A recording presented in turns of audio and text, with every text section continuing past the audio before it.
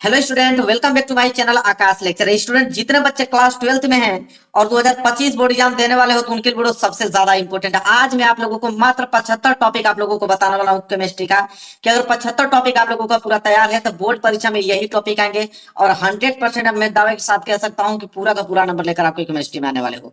एक भी number miss नहीं होगा। पूरी किताब का मैं आप लोगों को 75 ऐसे टॉपिक है कि जो अगर आप तैयार कर लेते हो तो वही एग्जाम में आता है। आप किसी से भी पूछ लीजिएगा, जितना टॉपिक बताऊंगा, कोई भी कहाँ भी पढ़ते हो, कोचिंग पढ़ते हो, स्कूल में जाते हो, किसी भी टीचर से पूछ लेना या प्रीवियस पेपर उठा के देख लेना। मेरे प्यारों से यही 75 टॉपिक के अलावा एक भी बार क्वेश्चन देखने को नहीं मिलेगा। अगर आप वीडियो को 5000 लाइक तक पहुंचा दोगे, मेरी गारंटी है, चाहे वो 2 घंटे की लगे चाहे 3 घंटे की वीडियो लगे, पूरा का पूरा सोल्यूशन दे दूंगा एक ही वीडियो में। 75 टॉपिक का पूरा सोल्यूशन दूंगा, ये मेरा वादा है। बस आप लोग अपना वादा पूरा कर देना, 5000 लाइक तक इस वीडियो को पहुंचा देना और चैनल पर नए हो तो चैनल को जरूर सब्सक्राइब कर लेना। इस बार टॉप करा दूंगा, 100% गारंटी है मेरी। 75 टॉपिक जो आपको बता रहा हूँ, बस उसमें से आप लोग पूरे के पूरे 75 टॉपिक आपको तैयार होना चाहिए। जिसमें से पहला टॉपिक मैं आप लोगों को बता रहा हूँ कि विलियन तथा विलियन के प्रकार। ऐसा कोई पेपर नहीं कि जिसमें विलियन और विलियन के प्रकार से क्वेश्चन ना आया हो और उससे न्यूमेरिकल ना आया हो। आपको मालूम है कि केमिस्ट्री की जो पहला चैप्टर है विलियन तथा विलियन के प्रकार से, उससे बहुत ही ज्यादा न्यूमेरिकल आते हैं। तो विलियन क्या होता है, विलियन के प्रकार क्या होता है, पूरा डिटेल में आपको मालूम होना चाहिए कि विलियन और विलियन के प्रकार वेरी वेरी मोस्ट इंपोर्टेंट है। इससे बाहर नहीं जा सकता, इस बात की मैं गारंटी ले सकता हूँ। इस 75 टॉपिक के बाहर नहीं जाएगा। पहला क्या है, विलियन तथा विलियन के प्रकार। दूसरा मेरे प्यार, जो हेनरी का नियम, जाके पूछ लो, आप किसी से भी पूछ लो कि एग्जाम में आता है कि नहीं हेनरी का नियम, कोई भी आपको बताएगा कि भैया सबसे पहले तो आप इसको तैयार करो, हेनरी का नियम। इसके बाद तीसरा जो सबसे ज्यादा इंपॉर्टेंट है वो आपका मोलरता, वेरी वेरी मोस्ट इंपॉर्टेंट मोलरता। और उसके नीचे आप लोगों का मोललता। ठीक है, मोललता और मोलरता ये दोनों ऐसे टॉपिक हैं कि बहुत ही ज्यादा इंपॉर्टेंट है। ठीक है, तो यहाँ पे हेनरी का नियम, मोलरता और मोललता, ये पूरे के टॉपिक आपको तैयार होना चाहिए। इसके बाद पांचवा अगर हम बात करें तो है आप लोगों का मोल प्रभाज या मोल अंश। कि मोल प्रभाज क्या होता है, मोल अंश क्या होता है, वेरी वेरी मोस्ट इंपोर्टेंट। ठीक है, इससे बाहर आप लोगों के एग्जाम में नहीं आएंगे। बस आप 5000 लाइक तक टारगेट पूरा करा दो, कहीं भी खोजने की जरूरत नहीं पड़ेगी आप लोगों को। इसी चैनल पे इस बार 2025 बोर्ड एग्जाम में आप लोगों को टॉप नहीं करा दिया तो कहना आप लोग 95% पार आप लोगों का आएगा। वो यूनिक तरीका मैं आप लोगों को बताने वाला। बस एक टॉपिक तैयार करोगे, एग्जाम में बैठना, प्रैक्टिस में इतना करा दूंगा आप लोगों को, बस जाकर आप लिखोगे सिर्फ, आप लोगों को नंबर मिलेगा। लिखने का भी तरीका मैं सब कुछ आप लोगों को बताऊंगा, हर एक चीज। बस आप लोग वीडियो को लाइक कर देना, चैनल पर नए हो तो चैनल को जरूर सब्सक्राइब कर देना। क्वेश्चन सीख देखिए, राउल्ट का नियम। अब बताइए, ऐसा कोई इंटर में ऐसा छात्र नहीं होगा कि जिसको ये राउल्ट का नियम ना मालूम हो और पेपर में ना पूछा जाए। तो राउल्ट का नियम सबसे ज्यादा इंपॉर्टेंट। सातवां आप लोगों का आदर्श तथा अनादर्श विलयन क्या होता है। यहाँ पे अंतर से क्वेश्चन यहाँ पे पूछ लिए जाते हैं कि आदर्श तथा अनादर्श विलयन में अंतर बताइए, या अलग अलग सिंगल करके उसको पूछ लेता है। ठीक है, तो ये सारे टॉपिक आपको तैयार हो। अगर आपको 95% नंबर चाहिए, ठीक है, हर एक सब्जेक्ट में, अगर केमिस्ट्री में भी 95% चाहिए तो आप लोगों को ये 75 टॉपिक तो आंख बंद करके याद होना चाहिए, तभी आप अच्छा ये 95 मार्क्स आप अचीव कर पाओगे। इसके बाद आठवां है आप लोगों का पराशर तथा पराशरण दाब क्या होता है। सब कुछ डिटेल में पढ़ूंगा। अभी तो आप लोग सोचोगे पराशरण क्या होता है, पराशरण दाब क्या होता है। जिस दिन मैं तो इसका सोल्यूशन करके आपको एक्सप्लेन करके एग्जांपल देकर समझाऊंगा, उस दिन आप कहोगे कि बहुत अच्छे तरीके से। काम बस ये करना है कि चैनल को सब्सक्राइब कर लेना और वीडियो को लाइक कर देना। 5000 तक टारगेट, मैंने बहुत बड़ा टारगेट नहीं रखा हुआ है, क्योंकि 3 घंटे की वीडियो में पूरा का पूरा बनाने वाला हूँ। इसके बाद 9 प्रश्न है कि विद्युत चालकों के प्रकार बताइए। यहाँ से आप लोगों का चैप्टर दूसरा स्टार्ट हो गया। ठीक है, विद्युत पूरा चैप्टर वाइज इंपोर्टेंट क्वेश्चन लेकर आया हूँ, पूरा सीरियल बाय सीरियल से। विद्युत चालकों के प्रकार, इसके भी न्यूमेरिकल आप लोगों के एग्जाम में पूछे जाते हैं। विद्युत चालकों के प्रकार कितने हैं, विशिष्ट चालकत्व या चालकता क्या होता है, विशिष्ट चालकता किस में पाई जाती है। ठीक है, वेरी वेरी मोस्ट इंपोर्टेंट ये आप लोगों के लिए क्वेश्चन है। इसके बाद यहाँ पे मोलर चालकता किसे कहते हैं, आप जाके देख लो 2024 में कितने क्वेश्चन इस चैप्टर से पूछे गए हैं। जो टॉपिक बता रहा हूं उससे भी यही टॉपिक ही पूछा गया है, मोलर चालकता। 12वां आप लोगों का टॉपिक है आप लोगों का, एक होता है कार्ल राउस का नियम, सबसे ज्यादा इंपॉर्टेंट है कार्ल राउस का नियम, वेरी वेरी मोस्ट इंपोर्टेंट ये नियम है जो कि आप लोगों को तैयार करना है, तो एग्जाम में हर साल देता है। 13वां आप लोगों का फैराडे के विद्युत अपघटन के नियम। ये दोनों में से एक क्वेश्चन तो आप लोगों का फिक्स है, अभी मैं लिख सकता हूँ यहाँ पे 100% लिख दूंगा। आप पेपर जब देखे आओगे मिला लेना कि मैंने क्या कहा था। कुल राउस का नियम है, फैराडे के विद्युत अपघटन के नियम, दोनों में से एक तो पक्का ही आने वाला है, इस बात को गारंटी है मेरे, बस मान लो आप लोग। इसके बाद देखिए ये छोटा टॉपिक, इलेक्ट्रोड किसे कहते हैं मेरे प्यारे बच्चों। इलेक्ट्रोड किसे कहते हैं और इलेक्ट्रोड विभव, इन दोनों में से एक प्रश्न ले लो। इलेक्ट्रोड किसे कहते हैं और इलेक्ट्रोड विभव कैसे, दोनों में से एक टॉपिक आप लोगों के एग्जाम में जरूर देखने को मिलेगा। 16वां टॉपिक की अगर हम बात करें, 16वां टॉपिक आप लोगों का विद्युत रासायनिक सेल किसे कहते हैं, कि विद्युत रासायनिक सेल और यहाँ पे विद्युत रासायनिक श्रेणी मेरे प्यारे बच्चों, ये दोनों सेल और श्रेणी में से एक क्वेश्चन यहाँ से जरूर बनेगा। ऐसा क्वेश्चन बता रहा हूं ना कि इससे बाहर नहीं जा सकता है, गारंटी मेरी, इससे बाहर तो जा ही नहीं सकता है। इतना अच्छे तरीके से मैंने पूरा ढूंढ कर एनालिसिस करके लेकर आया हूँ। 18वां देखिए क्या है, सेल का विद्युत वाहक बल। सेल का विद्युत वाहक किसे कहते हैं, यहाँ पे वेरी वेरी मोस्ट इंपोर्टेंट ये भी क्वेश्चन है। 19वां प्रश्न जो आपको तैयार करना हुआ है, अभिक्रिया की दर या वेग किसे कहते हैं, कि अभिक्रिया की दर क्या कहलाती है, वेग। 20वां प्रश्न, वेग नियम या दर व्यंजक, ये दोनों में से, ये दोनों बहुत ज्यादा इंपॉर्टेंट, इनमें से एक प्रश्न आपका फिक्स है 2025 में, अभिक्रिया के दर या वेग नियम या दर व्यंजक। ठीक है, ये दोनों टॉपिक आपको तैयार होना चाहिए। 21वां प्रश्न है कि अभिक्रिया की कोटि ज्ञात करने की विधियां बताइए। ये 6 नंबर के लिए आप लोगों को उत्तरीय प्रश्न में दे देता है कि अभिक्रिया की कोटि ज्ञात करने की विधियां बताइए। इसके बाद एक छोटा सा टॉपिक है कि अर्ध आयु काल किसे कहते हैं, वेरी वेरी मोस्ट इंपोर्टेंट, देखने में छोटा लेकिन काम अपना बहुत बड़ा करेगा यह।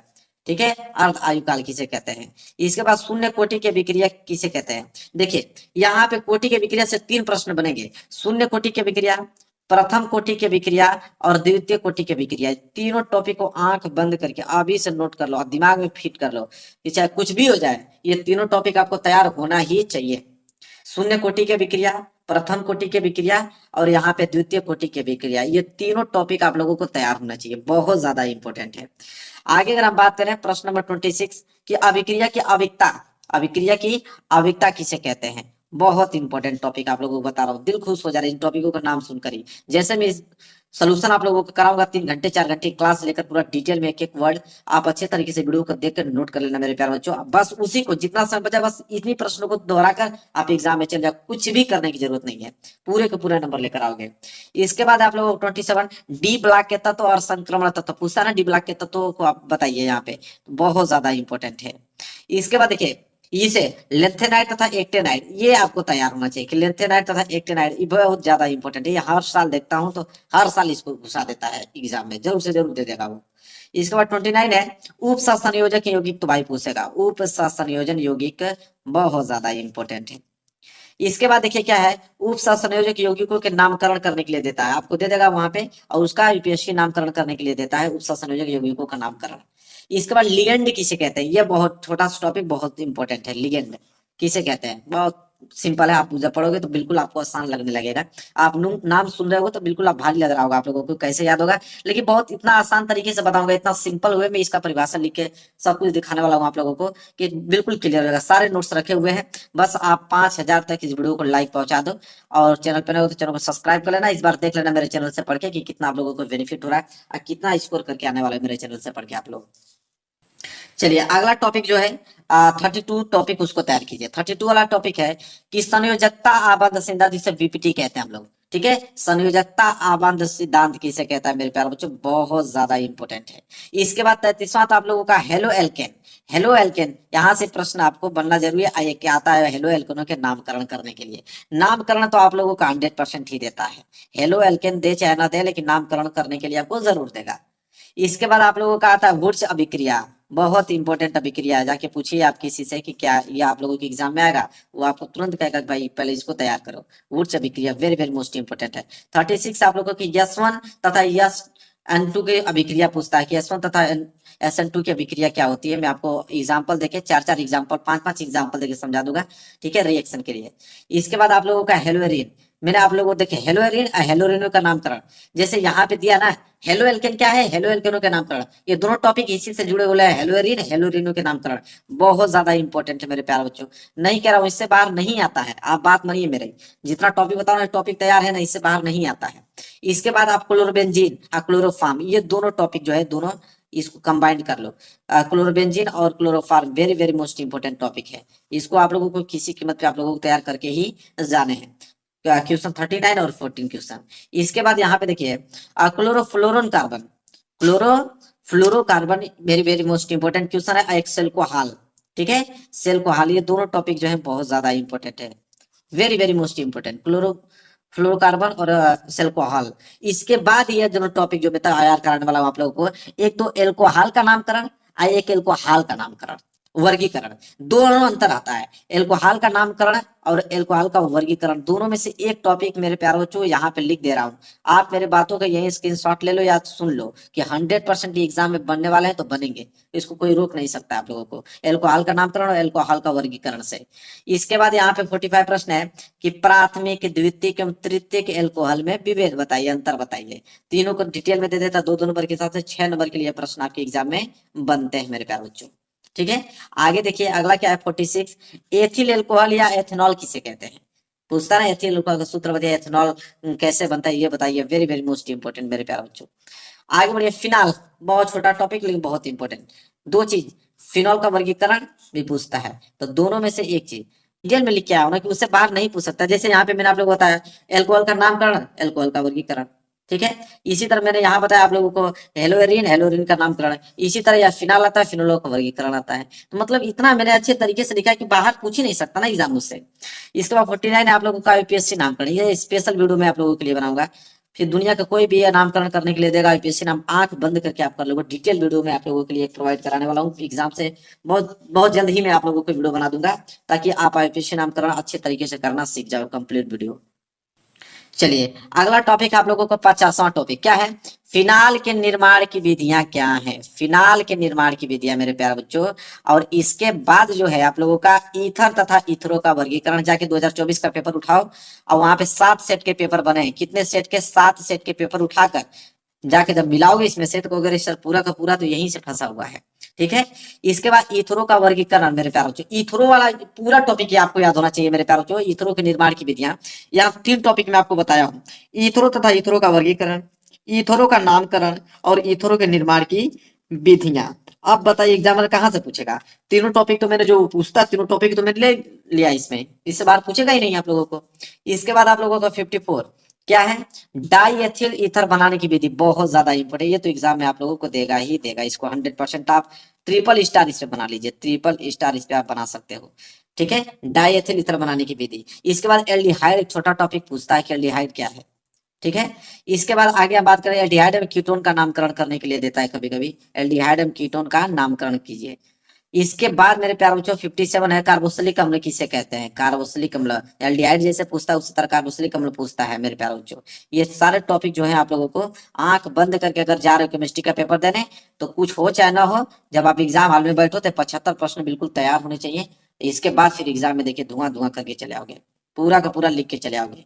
58 है आप लोगों का कार्बोक्सिलिक अम्लों का वर्गीकरण, कि कार्बोक्सिलिक अम्लों का वर्गीकरण और यहाँ पूछता है कार्बोक्सिलिक अम्लों का नामकरण। ये दोनों में से एक टॉपिक अभी हमसे लिखवा लो, कहीं पे भी लिखवा लो, ये आप लोगों के एग्जाम में आएंगे तो आएंगे, इसको कोई रोक नहीं सकता है, कोई नहीं रोक सकता है। ये सारी चीजें फिक्स है मेरे प्यारे बच्चों, आईएएस पीसीएस का एग्जाम देने नहीं जा रहे हो कि कहीं से भी पूछ लेगा। ये टॉपिक आप लोग हाई स्कूल इंटर पढ़ रहे हो, आप लोग इंटर का पेपर देने जा रहे हो, ये सब सारी चीजें फिक्स होती हैं। बस आप लोगों को बस इसको रिवाइज करके पढ़ के जाना होता है, और कुछ इसमें करने की जरूरत नहीं है, सारी चीजें आप लोगों की फिक्स होती हैं।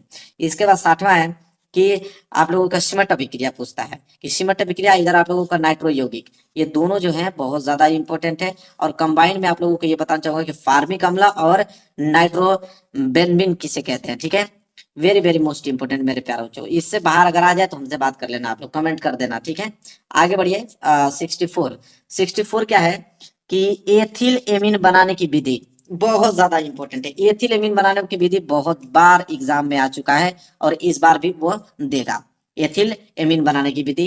65 पे आप लोगों को डाइजोनियम लवण किसे कहते हैं मेरे प्यारे बच्चों, ये 2024 में जाके आप देख लो, ये प्रश्न आप लोगों के बने हुए हैं। अगला है आप लोगों का 66 क्या है, कार्बोहाइड्रेट, और यहाँ पे पूछता है डाइसेकेराइड। ये क्वेश्चन आप लोगों के 2 क्वेश्चन आप इसको नोट कर लो मेरे तरफ से। ठीक है, कार्बोहाइड्रेट किसे कहते हैं, डाइसेकेराइड किसे कहते हैं, डायरेक्ट इसका पूछ लेता है परिभाषा, या कभी कभी इसमें मैंने देखा है कि अंतर के रूप में इसको भी पूछता है। तो बहुत ज्यादा इंपॉर्टेंट है, इसको आपको तैयार करना है, कार्बोहाइड्रेट और डाइसेकेराइड। यहाँ तक कितना हो गया, 67 प्रश्न मैंने आप लोगों को यहाँ तक बताया। इसके बाद 68 प्रश्न क्या है, पॉलीसेकेराइड मेरे प्यारे बच्चों, पॉलीसेकेराइड। सेलुलोज क्या होता है, जो टॉपिक बता दिया है, एक टॉपिक मत छोड़िएगा मेरे प्यारे बच्चों, निवेदन है आप लोगों से, हाथ जोड़ के निवेदन कर रहा हूँ आप लोगों को। इस बार 95% लाना है ना आप लोगों को केमिस्ट्री में, तो ये 75 प्रश्न आप लोगों को एक भी क्वेश्चन ऐसा नहीं होना चाहिए कि सर मुझे नहीं आ रहा है या याद नहीं है, नहीं नहीं, ऐसा बिल्कुल लापरवाही नहीं करना आप लोगों को। इसके बाद 70 क्वेश्चन है, एमिनो अम्ल किसे कहते हैं मेरे प्यारे बच्चों, आपको मालूम है, बहुत छोटा टॉपिक है एमिनो अम्ल।